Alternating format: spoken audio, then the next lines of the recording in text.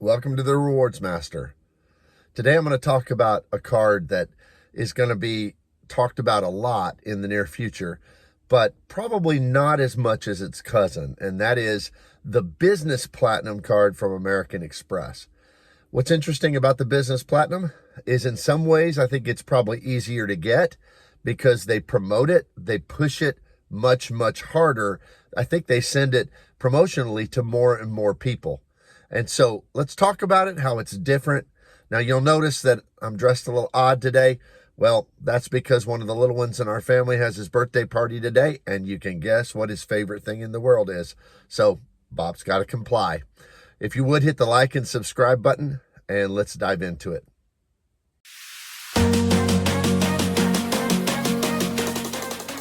The Amex Business Platinum card, just like its cousin, the American Express Personal Platinum card, just went through a refresh.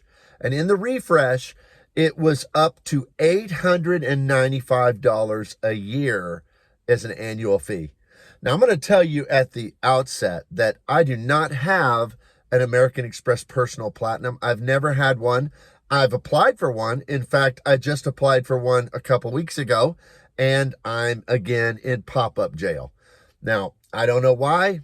Pop-up jail seems to be a regular thing for me in American Express's minds. I'm a repeat offender. I'm constantly being readmitted back to that institution with the gray walls of my psyche. And then, obviously, for whatever reason, they choose to pardon me. They choose to parole me. I'm out. I can get a card or two, and then I'm back in pop-up jail. But what's been weird about it is that it doesn't seem to apply to business cards at all. I have now the American Express Business Platinum. I have an American Express Business Gold. I have an American Express Business Green. And that's because in the past I've had a Business Platinum, and then I've been offered the Business Gold with a huge sign-up offer, $125,000, and then another one like 4 months later with another huge sign-up offer, like $200,000. And so it seems like even though they won't let a person get their personal cards for whatever reason their analytics tells them, they seem to like some of the very same people immensely when it comes to their business card lineup. I know this because they're sending those things out. My player two, she got an offer for the Amex Business Platinum. She hasn't gotten an offer on the Personal Platinum. So it seems like they're easier to get. I think the reason they're easier to get is because they don't have to give out that sign-up bonus unless you spend a lot of money. So some of them, in fact, most of the offers seem to require $20,000 in spend in just 3 months. So they're making this offer to people who at least think they can spend $20,000 in 3 months. And if they can't, then they don't have to give them a sign-up bonus. And they're collecting an $895 annual fee. And if they do, well, that person spent $20,000 on the card, and they're giving them their sign-up bonus of 200 or 250,000 points, whatever it is. So it seems like their model when it comes to these business platinum cards is they're just not as worried about it. They're willing to take more people. They have less risk because the people that they're giving them to have to spend more. Now, the offer I took was to take one of my business gold cards and upgrade it to a business platinum card. And the spending requirement is $10,000 in 3 months, which I thought was manageable. I can handle that. And it's going to yield 120,000 membership reward points, which is still a pretty decent bonus, especially when you're locked out through pop-up jail.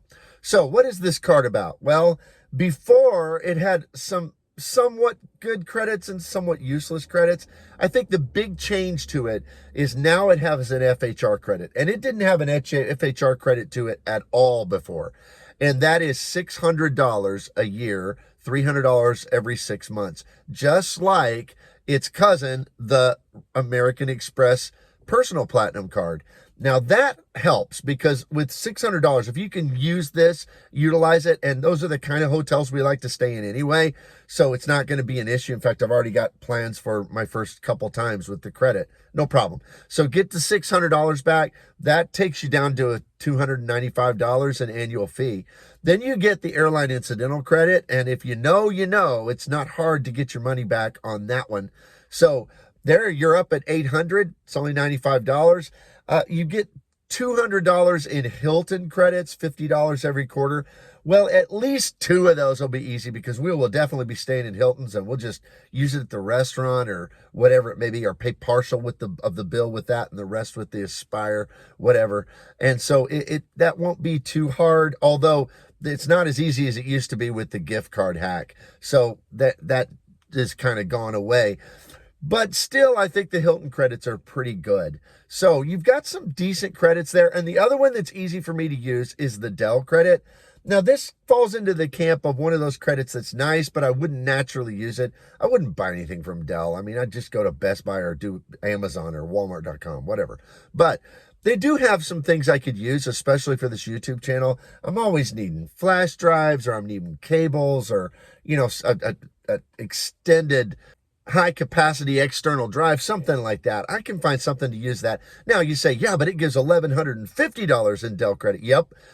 But he only gives $150 for whatever you spend the first $150 on. Then you got to spend $5,000 to get that $1,000 extra. And I'm not going to spend $5,000 at Dell. I can't even imagine that. So that's where it comes out at. So when you add all that together, and I'm not even including these other credits, because for normal, regular people with small businesses like I do here on YouTube, I mean, I'm not going to do Adobe. I mean, the things you got to buy with Adobe are not practical for small creators. And then I'm not going to use the credit with Indeed. That one just doesn't work either. So there is a Clear credit, and Player 2 doesn't currently have Clear. So we'll get some value from that as well. But overall, this card is just a play to be able to get 120,000 membership reward points. And then after a year, I'm sure I'm going to downgrade it back to probably the business green card, which is maybe the worst card ever imagined, but it is a $95 placeholder to get offers of 120,000 points to upgrade back up. So I like the card. I think it's got, enough use cases to get value from, but it does take some work, and you got to make a big initial investment of $900 in it. So it's certainly not for everybody. And you have to have enough spend to be able to hit those numbers, because if you're getting it for the first time, you're going to have to spend $20,000 in the first 3 months. Now, for some folks, that's not hard. If you've got a big business, that's not hard. I have some large expenses once or twice a year. I could do that, no problem. But for some people, that's going to be tough.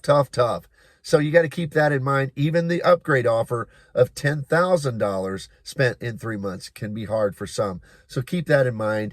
And, as far as a spender, this card is just not a good card in a setup for spending. It doesn't have good multipliers at all. Yes, it has some 2X categories now. I think like home improvement stores and stuff like that, if I'm not mistaken. Although I'll be honest, I don't really dig into it because I'm not going to use this card to spend on.